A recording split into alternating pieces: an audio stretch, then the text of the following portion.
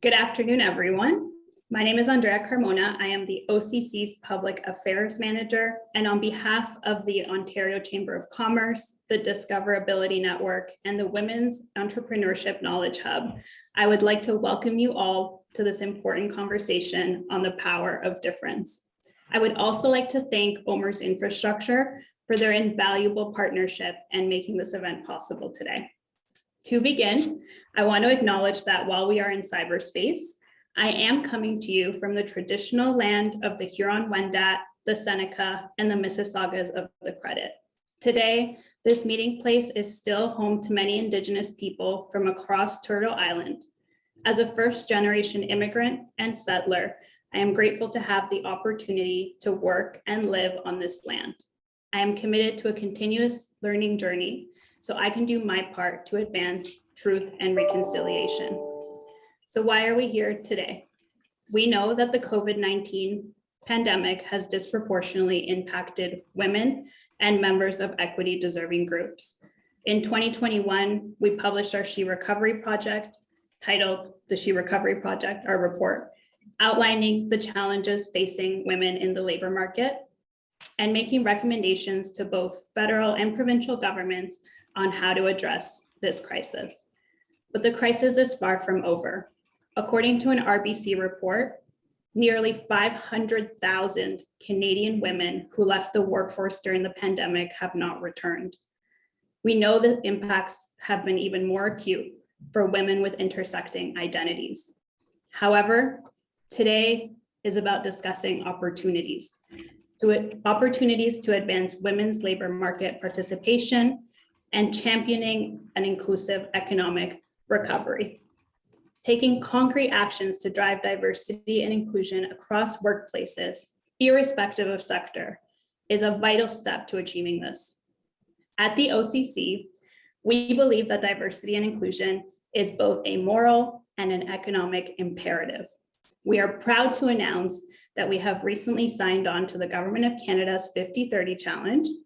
I would like to take this opportunity to thank Wendy Sucher for her leadership in advancing this very important initiative. For those who may not know, the goal of the 50-30 Challenge is to increase the representation and inclusion of equity-deserving groups within workplaces and in leadership roles. We are proud that the OCC board is already has both gender parity and a significant representation of equity-deserving groups. We know that this doesn't happen by accident and are committed to continuing to make our organization a reflection of our society. We also support businesses through offerings such as our Discoverability Network's educational webinars, employment portal, and online resources. Collaboration across sectors is key to achieving the inclusion that we all want to see. And that is why I am so thrilled to announce our special guest, the Honorable Carla Qualtrough, Minister of Employment, Workforce Development, and Disability Inclusion, to kick off today's conversation. Minister Qualtrough was first elected in 2015 and has served as minister in this portfolio since 2019. She is a successful lawyer, a dedicated volunteer, and a Paralympic swimmer. In addition to her many professional accomplishments, Minister Qualtrough is well known for her tireless commitment to addressing inequality and championing inclusion. Please join me in welcoming Minister Qualtrough to our virtual stage. Welcome, Minister. Well, thank you. It's so good to be here. Bonjour tout le monde. Merci pour la belle introduction. C'est formidable de tout vous voir aujourd'hui. Au début, je tiens à mentionner que je me joins à vous depuis le territoire traditionnel des Premières Nations Musqueam and Tsawwassen. I'm joining you today from the traditional territory of the Musqueam and Tsawwassen First Nations. And thanks for having me. I'm really pleased to join you today to talk about something I'm very passionate about, which is diverse and inclusive workplaces. As Canada's Minister of Employment, Workforce Development, and Disability Inclusion, I see all the pillars of my portfolio as reinforcing each other. So developing the strong, skilled workforce that Canada needs requires that we think more inclusively. And making this country more disability inclusive means that ensuring that people with disabilities have access to employment. So for me, it really all interconnects. And I actually think that my own personal story is proof of this. My career and my ability, my own personal ability to participate fully in Canada's workforce has profoundly impacted my life for the better. You know, I'm legally blind. I have quite a significant disability. And throughout my career, I've faced barriers at almost every turn. And not because of my disability, not because I can't see, but because of the world around me that really wasn't disability inclusive. It wasn't designed for me or with my needs in mind, and it really wasn't built in a way that worked for me. And the way we have designed and built our world doesn't work for a lot of people. And what I've learned time and time again as a Paralympian, as a lawyer, as an MP, and as a cabinet minister is that we need to do better than just removing barriers. We need to design our systems in a way that is inclusive from the beginning. So we can't lean on the duty to accommodate and think our job is done. And that's a huge part of my job as minister. And it's why I was so proud to lead the development of the landmark Accessible Canada Act, which passed in 2018 and set Canada on a path to become barrier-free by 2040. So following this act, we established what we call Accessibility Standards Canada. And they are setting standards that we believe are the best way to create barrier-free spaces and disability-inclusive experiences for everyone. So when we set standards, the best way, I think, is to lead by example. So our accessibility standards will first be applied to federally regulated spaces. But I guess I should say, make no mistake, our intention, my intention is that they will really raise awareness and motivate Canadians to aim higher in their own spaces. And that leaders like yourselves will help create inclusive workplaces and communities.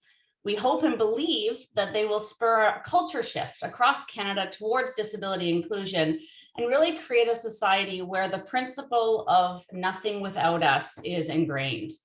And these are really the values driving our Canada's first ever Disability Inclusion Action Plan, which is a strategy to modernize and revolutionize the way that the government supports and enables persons with disabilities. And of course, true to the principle of nothing without us, we're developing it in partnership with the disability community. So a key pillar of this plan is an employment strategy to ensure that persons with disabilities have equal opportunities to work. And this isn't about getting workplaces to put in place temporary measures to accommodate a certain individual employee. It's really about permanently removing the physical, financial, and social barriers to employment that persist in Canada. Because what we already know is that for employers, this isn't just the right thing to do, it's the smart business thing to do. There really is an undeniable business case. Persons with disabilities are an untapped talent and labor pool that our workforce and our economy really need. You know, the Conference Board of Canada conducted a study several years ago that found that if workplaces are fully inclusive of Canadians with disabilities who can work, we'll see a bump in our GDP by nearly 2%. And that would improve the economic potential of about 14% of Canada's citizens. Studies also show that diverse and inclusive workplaces are 6 times more likely to be innovative and better able to handle change. And I know this is at least in part because some of the most innovative, creative, and flexible workers out there are persons with disabilities, because we really spend our entire life problem solving and trying to figure out ways to do things a little differently. And that's good for your bottom line. And if the last 2 years has taught us anything, it's that anything can happen and that the ability to adapt is paramount to success. You know, I guess I'll conclude maybe by saying that, I want to remind everyone that once we open up our workplaces and become more inclusive, we really don't go back. And I know this firsthand because I've lived it. You know, there's never been anyone like me at the cabinet table. We've never had to think about how to include someone who can't see very well at the highest kind of boardroom in our country. And just by me being there, the government has had to change how things are done. All the documents have to be readable for persons with print disabilities, or literally we cannot discuss and we don't discuss these at the cabinet table. And that's actually thanks to our Prime Minister. He's pretty clear that if I can't participate, we're not going to have that discussion. And that's what leadership is making space for everyone around the table to fully and meaningfully participate. All the technology had to be made accessible. Because I couldn't see the technology, or it wasn't adaptable before I got on into cabinet. And we actually ended up going to a brand new e-cabinet system so that I could participate fully in cabinet meetings. And now that system is part of the way we do business, and that's not going to change. And it's actually better for everyone. And when I think of the important conversations that have been had at that table, recently about our military involvement in the Ukraine, or dealing with the National Emergencies Act, but even in my own portfolio around bringing forward the Accessible Canada Act, the Disability Inclusion Action Plan, I've been able to participate and provide advice to the Prime Minister and Cabinet on all of these things because they made my workplace accessible. And now, it's there's a little more open-mindedness, and there's a little more ability to adapt at the highest levels of government. And that's what really happens when we make our workplaces more inclusive. New standards become the norm, spaces become more accessible, and they include people whose ideas and perspectives haven't necessarily been part of conversations, and can fundamentally change and expand the scope of what a workplace can accomplish. Alors, merci encore d'avoir pris le temps de me recevoir. Ça me désole de ne pas pouvoir rester avec vous et entendre les panélistes, mais par contre, je sais que la conversation en sera constructive et pertinente, et j'ai très hâte d'entendre les conclusions. Thank you for having me. Sorry I can't stay. I'm thrilled you're having these important conversations. Our country will be better off because of the work you are doing, and I'm extremely grateful. So have a wonderful rest of your conversation. Thank you so much, Minister Qualtrough, and thank you very much for sharing your personal experience and those very practical views. We very much echo what you say about the business case for diversity and inclusion, and I know that the CEO of the Ontario Chamber of Commerce has made those points on a regular basis. So thank you very, very much.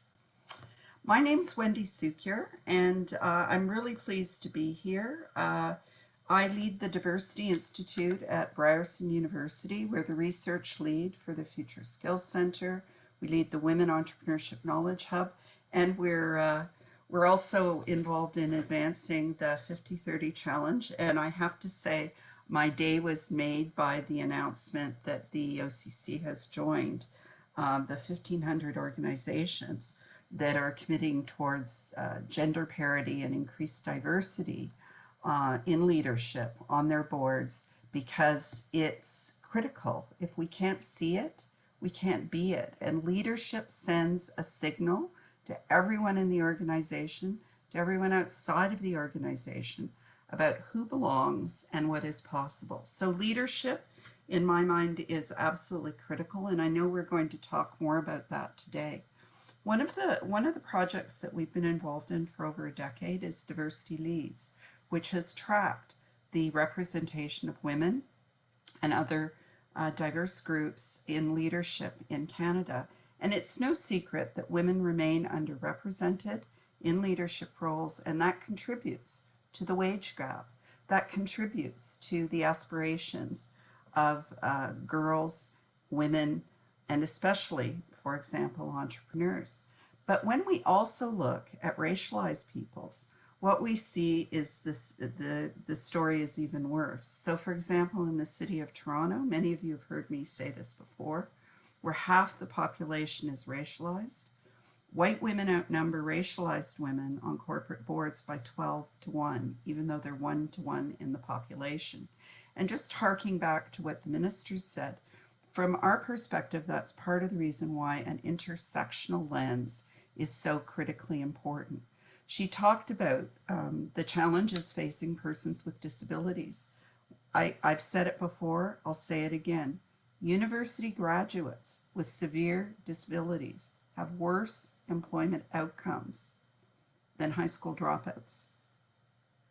And if you think about that, it tells you how far we still have to go, because if someone can make it through university, presumably they can make a contribution in a job.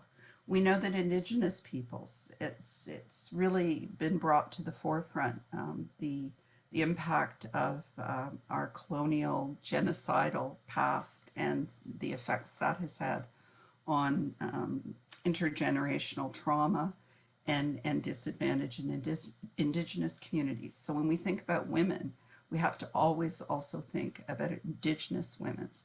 And similarly, when we look at issues of those who are 2S LGBTQ+, different gender identities and sexual orientations, we also see added layers of barriers.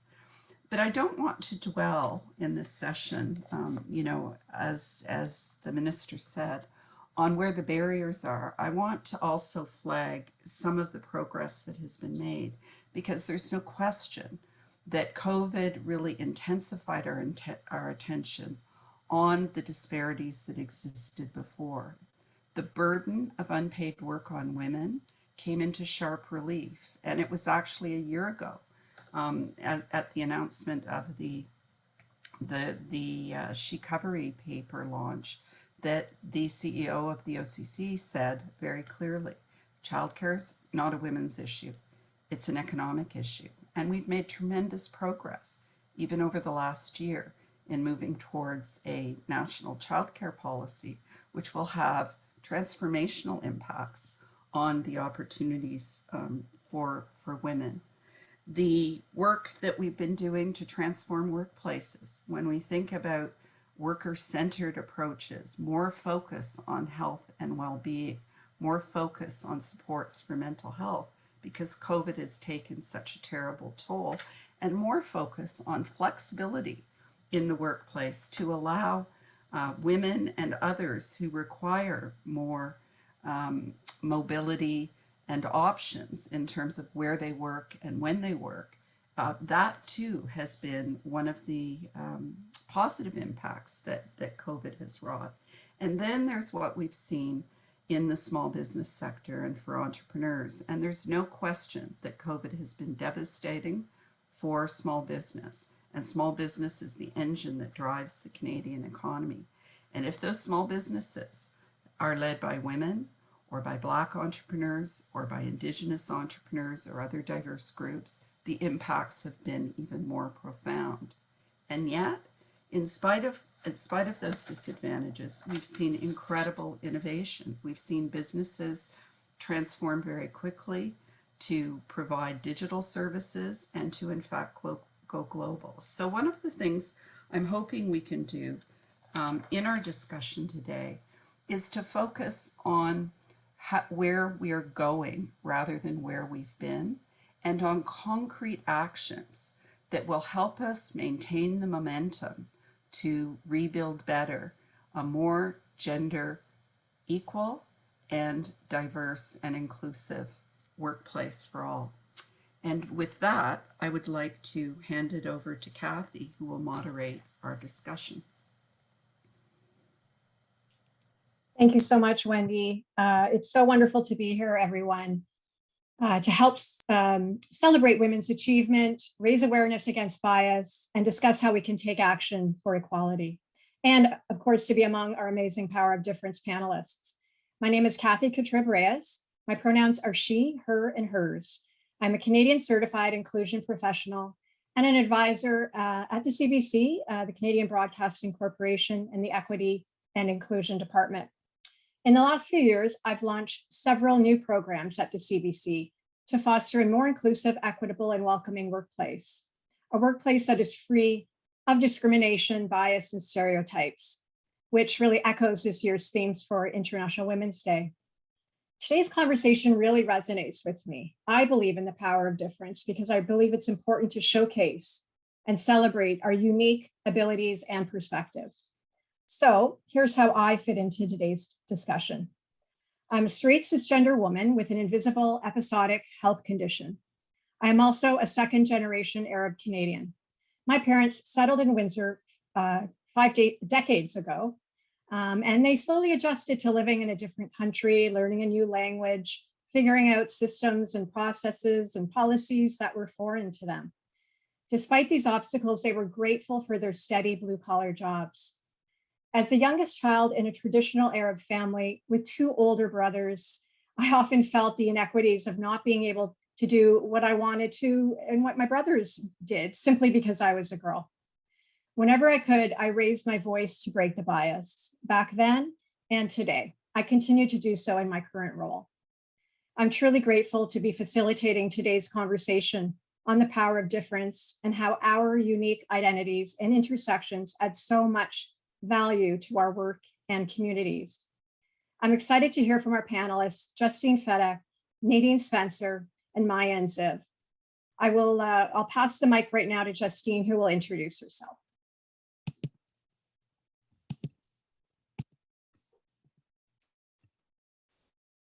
Hi, thanks so much for the introduction. I am Justine Fidak. I am a longtime marketing professional who built a very fun and exciting career with BMO Financial Group, who supported me through my MS diagnosis 20 years ago and enabled me to really build what I would say is a balanced career while also dealing with a chronic and incurable disability.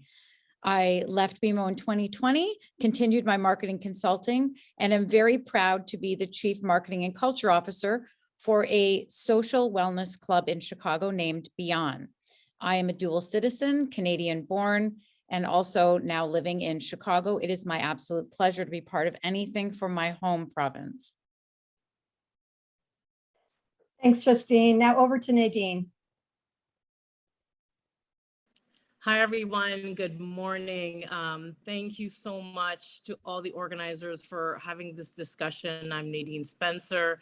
I'm the acting CEO of the Black Business and Professional Association, an organization that's been around for almost 40 years, working to address equity and create economic opportunities. And we do that through our programs. And of course, two of our key programs are the Boss Woman Entrepreneurship Training Program and the Rise Up Pitch competition that we do to enable 700 Black women from across the country to build their business and, really leveling the playing field in terms of equity, diversity, and inclusion. I'm also the CEO at Brand EQ Agency. We're a creative marketing and communications agency. And one of my proudest parts of my entrepreneurial journey is creating a cultural sensitivity arm of Brand EQ called Brand EQ Black. And we look at representation for equity-seeking women, Black women in marketing and advertising campaign. Really thrilled to be a part of this discussion. Thanks, Nadine. Over to Maya. Hello, everyone. It's a pleasure to be here and having this important conversation. My name is Mayan Ziv. I'm based in Toronto.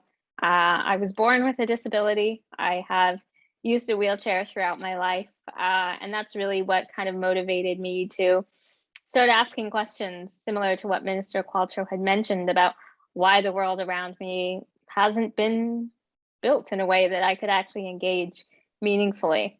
And that really is what led me to build my own company, build something that was meaningful to me on a personal level and could connect millions of people with disabilities around the world with more meaningful access. And that company is called Access Now. So I'm founder and CEO. We've been building this for 5 years now, going on 6.5 soon. And we've been really focused on empowering and enabling people with disabilities around the world to raise their voices and contribute to meaningful and concrete action to create accessibility simply by offering transparency about what is accessible and where and to who and why.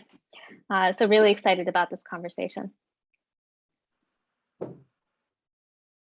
Thanks, Mayan. So let's start. I'm just going to open this up to anyone who wants to answer our first question.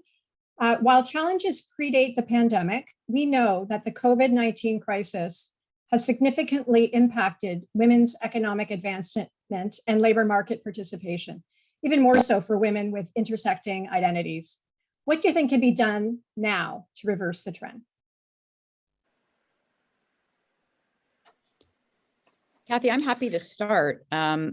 I think that one of the things that we can be doing to reverse the trend is exactly what we're doing right now, is open up very transparent dialogue and have women from different aspects of this intersection come together and talk about not only how can we support those that we may associate with in the environments that we work in, as we, each introduced ourselves, but also how can we cross those barriers with one another and support women in general and get those messages out into the community, whether that's in helping mentor younger women that are looking for new opportunities. I find that I get a lot of phone calls from people that are newly diagnosed with a disability, or somebody that has lost a job, lost a partner, is looking for, where's that confidence going to come from now? And just as my fellow panelists are saying, we are all invested in environments that are helping people reconnect to themselves. The isolation of the pandemic has made it very difficult for people to see a way forward. So those of us that are able to shine some light through that tunnel, I think through conversation and just exactly what we're doing today, enabling people to ask questions, listen and hear, and find that moment of inspiration to say, you know what, I can keep doing this. So I'm sure that all of us on the panel have moments where we've thought, really, am I really going to try to do this today? Is this really going to happen? And I think that that kind of vulnerability is what we need to share in order to find that strength together. Thanks, Justine. Anyone else want to jump in? I'm happy to jump in on this as well.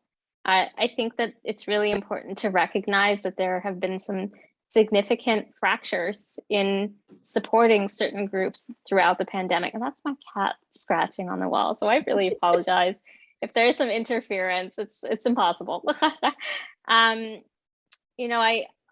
think about specifically the community of people with disabilities, and even some of the messaging that's come out throughout the pandemic about, whose lives are valuable and who do we protect and how. And I think it's a difficult conversation to have. There are lots of sacrifices that people have to make in order for us to recognize that it is important to protect people who are vulnerable. It is important to recognize that in doing that, we strengthen our economy.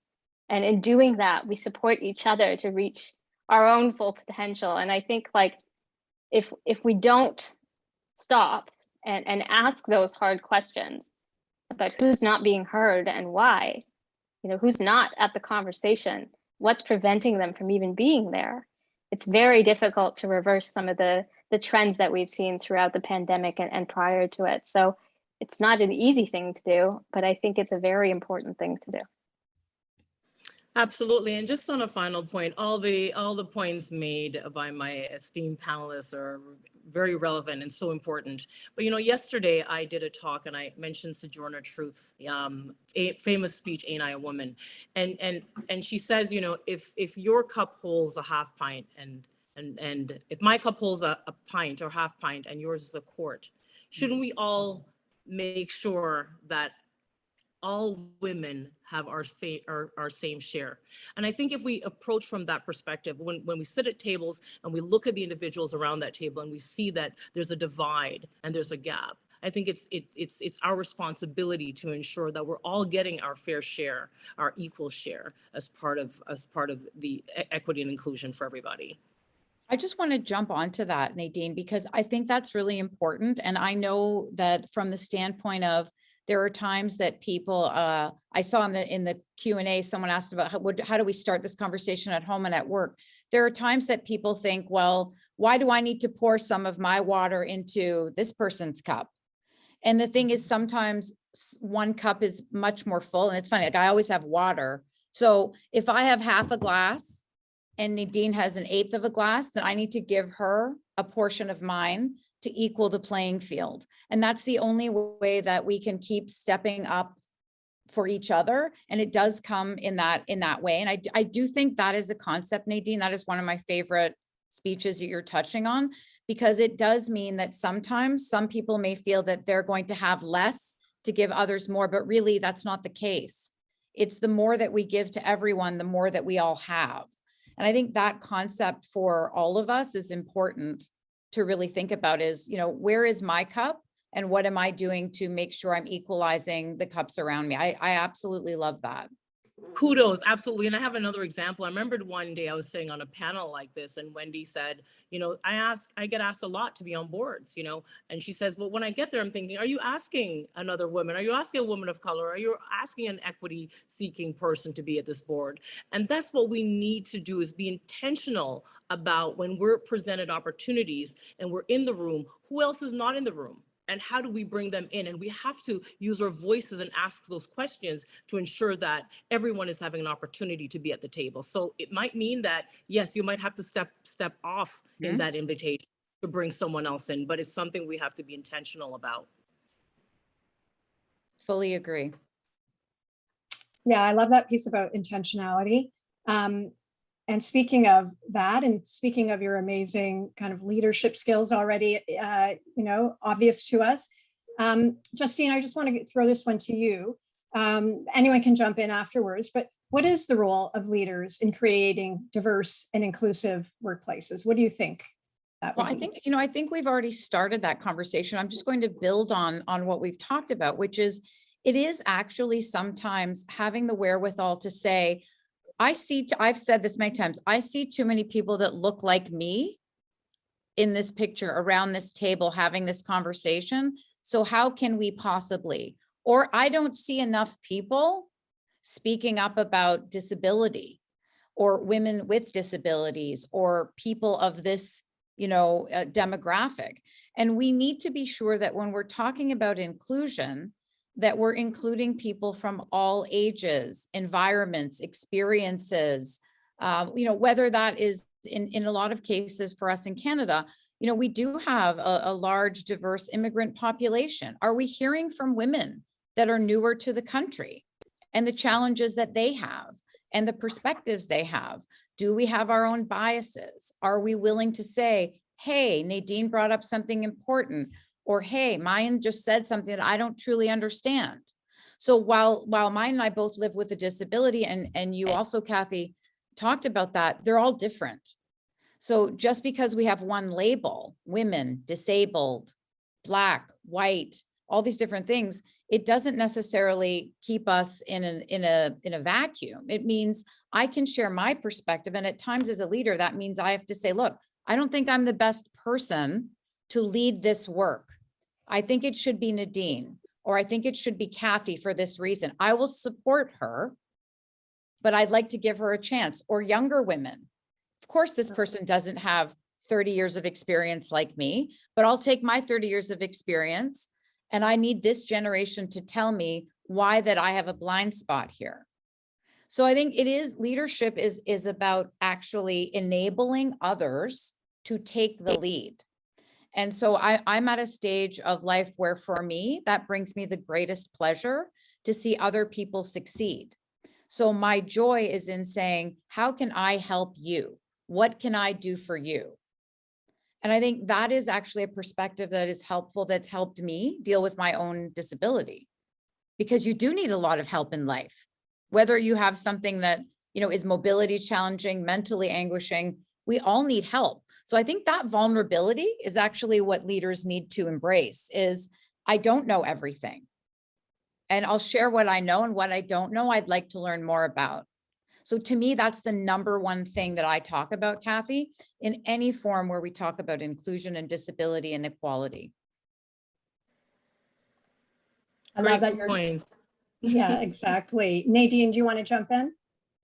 Absolutely. I loved everything you had to say. This is why I love these conversations, and I'm glad we're able to share these stories outside. Good leaders, they lead by example. So corporate leaders need to incorporate that, through their actions. Their actions that diversity and inclusiveness is important to them. Employees shouldn't have to fight or advocate for inclusive workplace. Leaders should proactively cultivate for inclusivity, understanding that not only doing so creates a better, healthier work environment for employees, but it also strengthens businesses in the long term. And so I like to think of action. So when we think of the 50-30 challenge, is to really sign on to that and adhere to all of those principles and all the points that's stated there. You know, I think about, you know, tools like Micropedia, and if you're not familiar, you know, Micropedia, it's a resource that's meant to equip people with the understanding of one of the most common forms of discrimination, microaggressions on equity and inclusion, and it's to use those resources as part of a tool that helps in the training of how to be inclusive and leading by examples and action. And, you know, part of that is to bring people to the table, bring individuals a different voice to the table and understanding. Bringing individuals to the table is one thing, but we also have to understand that when we're coming from a place of deficits, if you will, that sometimes the groups that we're bringing to the table may not have the confidence, and we have to create space for that, space, networking, mentorship and supports for that. Acknowledging and recognizing that, you know, not everybody can come and sort of sit and speak to their needs and wants and talk about where they are being disadvantaged. And so to have space for that as we work to build confidence in our team and individuals. Nadine, do you want to just go into a little bit more about that deficit piece that you just mentioned? I think it's really important. Yes, absolutely. You know, so at the BBPA, we run a women's program. And one of the things we realized from the surveys that the women talk about is, number one, they don't go to the banks for loans because they don't have the confidence. They've always been told no, they don't have supports. And so they use their credit cards to fund their businesses, for example. So the deficits in the space of confidence that sometimes women lack because we don't have the supports, that is one area that has to be addressed. And when you see that in an environment, especially in a work environment, you have to sort of look at that individual and recognize that there's historical things that we're coming up with that we're bringing to the table. As Wendy mentioned in the opening, there's that generational trauma piece that has to be addressed. And so, you know, in most cases, Black women, we don't speak up at the table. We're not comfortable at the table. And so how do we then build a space where we are comfortable at the table? I mean, for myself, I remembered and I joined an organization many years ago, and it was a white woman that held my hand and she said, Nadine, when you're at the table, this is what you need to do. This is how you need to say what you need to say. I'm going to introduce you to all the individuals that you need to know as part of your engagement, as part of the process, as part of your orientation at this table. And so that's one of the things we need to, again, be intentional about, recognizing that some individuals will come at the table and they do have these deficits, these lack of confidence, lack of how to navigate the path in these environments. And we need to make room at the table, build the training, and have the mentorship and the supports for that. Amazing. Thank you, Nadine. We talk about modeling as well, and how leadership can they model the behavior that they want to see in their teams as well. I can feel that Justine, Nadine, Mayan already are modeling this awesome inclusive behavior and leadership. Nadine, I want to go back to you and just talk a little bit more about small business owners and entrepreneurs, how they can feel that limited resources are a barrier to their diversity and inclusion efforts. And what advice would you give to businesses and leaders looking to make an impact?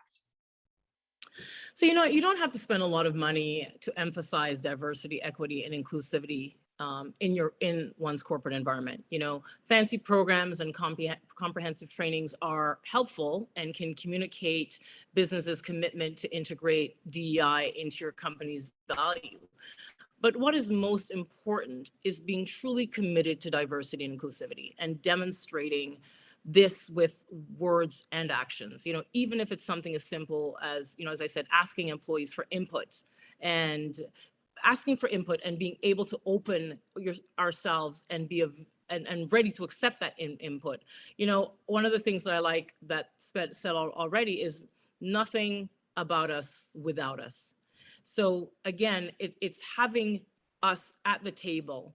And so the advice that I would give to businesses and leaders looking to make an impact is to bring in a diverse group, bring a voice to voice their opinions, bring in that intergenerational capacity that we talk about. Again, I sit at a few tables, and when I think to myself, how can we speak for a person who's 20 years old if there's no 20-year-old there? How can we talk about accessibility when there's no one at the table that has those issues? I heard yesterday a woman who's visually impaired was saying how they had Braille for garbage cans. And if they did a study, they realized that, you're not going to use the garbage can for Braille. So it's more about having the individuals at the table.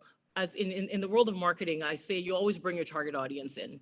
You always bring your target audience in, and what is going to work for target audience A is not going to work for target audience B. So I think those are some of the things that we can bring to the table as we look at improving our DEI efforts. Thanks, Nadine. Anyone else want to jump in on that? Any suggestions for those businesses with limited resources?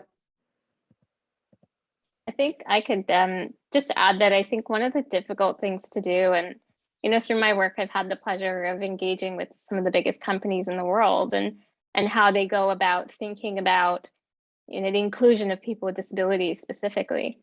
But further than that, how do you build accessible experiences and processes into their work? And that doesn't just limit, the experiences of people with disabilities, but that recognizing that accessibility benefits everyone. And I think the leap that people have to make is that sometimes you have to be willing to unlearn things you think are right. And that's so hard, because you get to a point where you are in a leadership position, you call the shots, and you've been given the expertise, the knowledge, the power, the resources, whether they be limited or many, to decide what's best.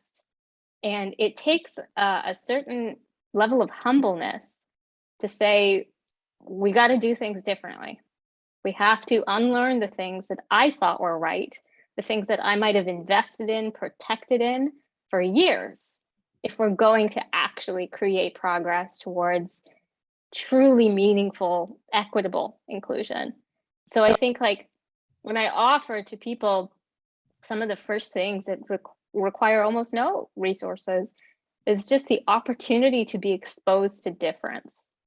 And that can be as simple sometimes as subscribing to certain creators on TikTok or YouTube or Instagram, just to be exposed to different ways of thinking. And the more that you do that, the more you start to question, well, wait a minute, why have we done things this specific way when clearly there are other ways of doing things? So it's sometimes it's a difficult exercise to practice, but it doesn't really take many resources to just be exposed to that different education. And I think from that, there's really many opportunities to start thinking about, okay, now that we know that there are different opportunities, now let's think, okay, with our limited resources, what makes the most punch?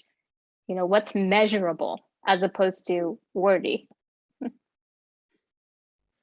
I love that you talk about so many great things, Mayan, but the unlearning piece is really huge. I think that's such a great thing to remember, that it doesn't cost anything just to unlearn, to do things a little bit differently, to question why things were done that way.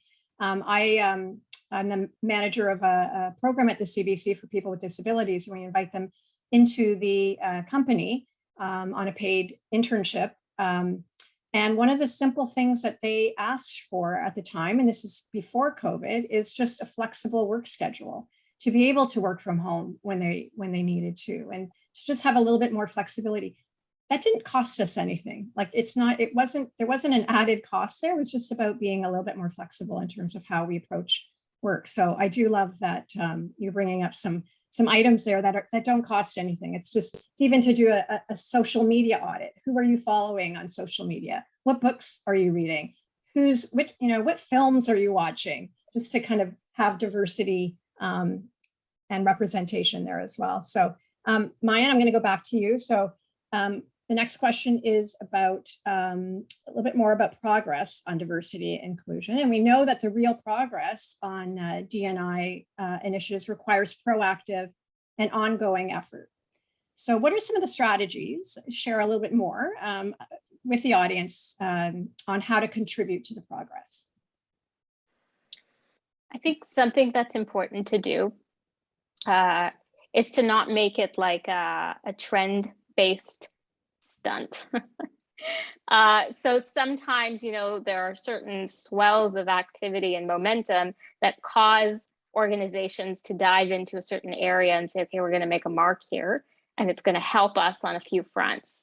But then they back off, and then it was a one and done situation, and that doesn't really lead to kind of tangible, ongoing, and eventually properly measurable progress. So I think, some of the strategies to being proactive is about, and I'll go back to accessibility because that's kind of, the space that I operate within, is, if you're going to build anything, how can you get to the point where you've built into your process an accessibility lens from the get-go?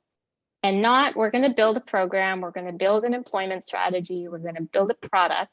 And afterwards, maybe if we have time, which there never is, ask, is it accessible or not?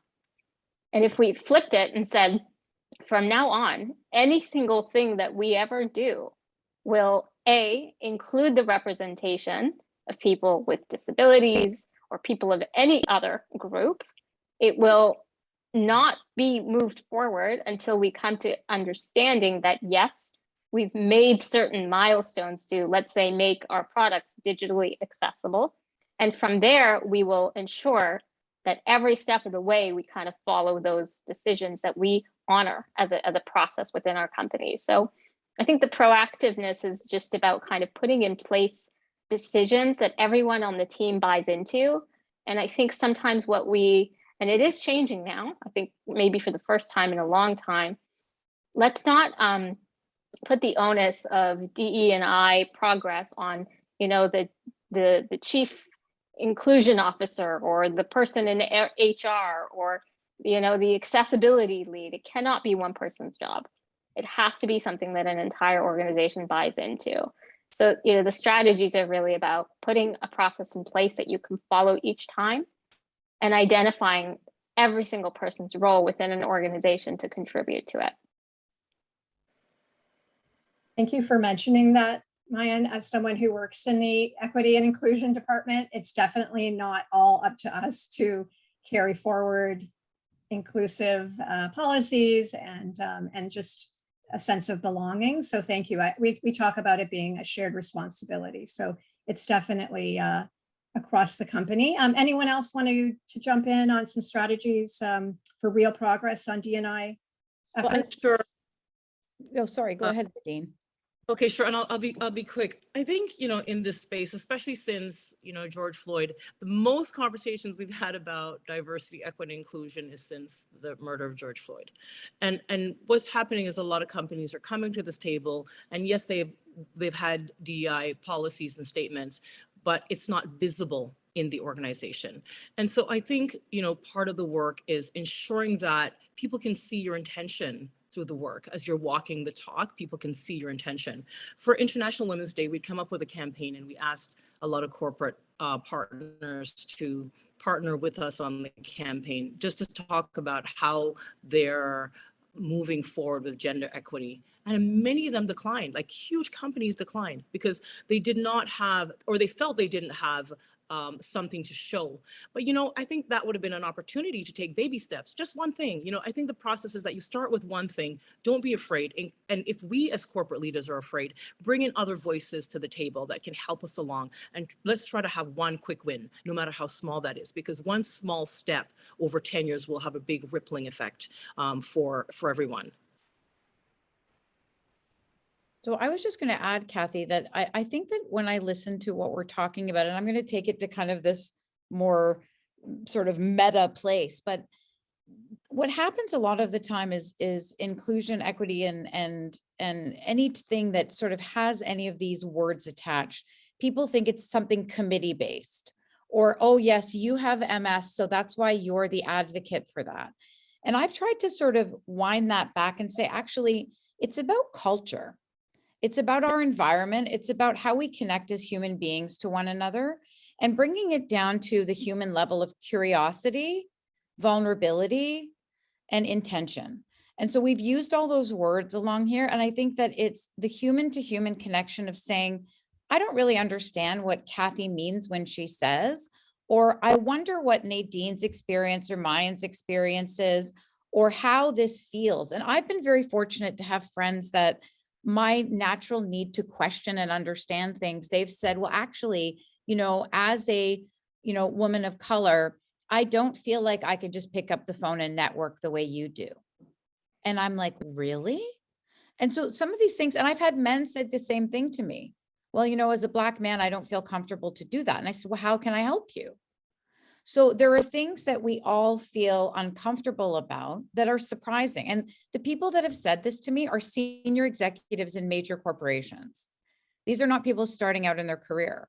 That type of vulnerability, I have similar vulnerability. We all have imposter syndrome. We all feel like, what am I doing here? I've seen some people in chat say, yeah, I get put in this group and I think, wow, what am I doing here? Or somebody put me here because I'm a woman. Great. Take the seat and make it count. I mean, I was raised by just my father, and he was very clear. You earn your seat at the table every time. It doesn't matter if the seat was pulled out for you, you had to grab it, or you pushed an extra chair to the table. Now you have to earn it. And I think that attitude, if we all come forward with that sort of attitude of, I'm here to work and I'm here to learn and I have a natural curiosity. And that does take a level of putting your ego aside. But I think everything we've talked about works so much better when we come as a human entity first with that curiosity and not like, well, that's the committee or that's Cathy's job. That's her department. Oh yeah, give them 30 minutes on the agenda. Right. And I think that's what we all have to call out for one another. This is about all of us. I love those points that you brought up, Justine, too, and just being an ally in the different spaces and co-conspirators as well. We can all be allies for groups that we don't feel we identify with particularly, but we can be their allies. I do want to kind of take it to our last question, and it's for everyone. So I'm just going to go through the panel here. Again, I love the idea of calls to action and concrete steps we can take. So if there is one key takeaway that you'd like to leave the audience with today, what would that be? I'm going to go to Nadine first for that. One key takeaway is to think about all the individuals that we can bring to the table. Nothing about us without us. And that's for every intersectionality of representation that we can imagine. Thanks, Nadine. Mayan, do you want to go next? I think for me, I'd ask that if you are interested, considering already investing in some type of diversity or inclusion initiative, ask what you want the end result to look like and how you'll measure it. People jump into lots of kind of ambitious ideas, but it often lands with just words. And I think if we really want to move the yardstick, we have to think about how we're going to measure the results of it and keep it alive, keep it going. So hard things, but it's all so meaningful. So that's what I would add. Thanks. And Justine? I'd say be passionate, be real, don't give up. The small wins are the things that step us forward for the bigger things. And every tiny little thing you do that might feel insignificant is one more step to us realizing what we've just talked about for the past hour. Thank you so much. I also want to leave it with some of the men who are on the video call here today, just what they can do to help break the bias as well, and to kind of get their thoughts and actions as part of the ongoing progress. So thank you so much to Justine, Nadine, and Mayan for an amazing conversation today. It was such a pleasure to be here with you, and I'm going to throw it over to Michelle. Thanks so much. And wow, I'm just so inspired by today's conversation, and we need to keep these conversations going.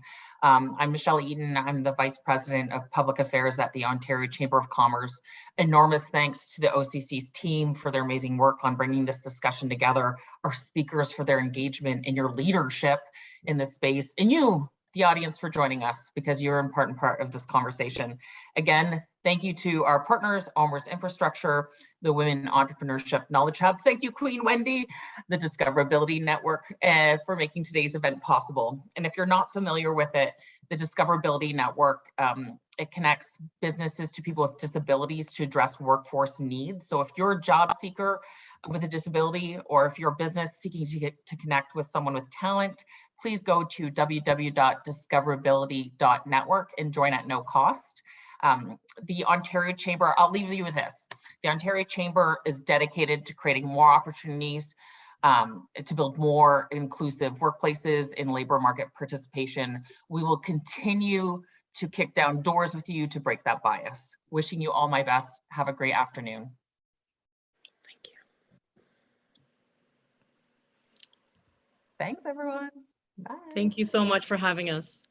Thank you. Thank you. Bye. Have a great day. Bye.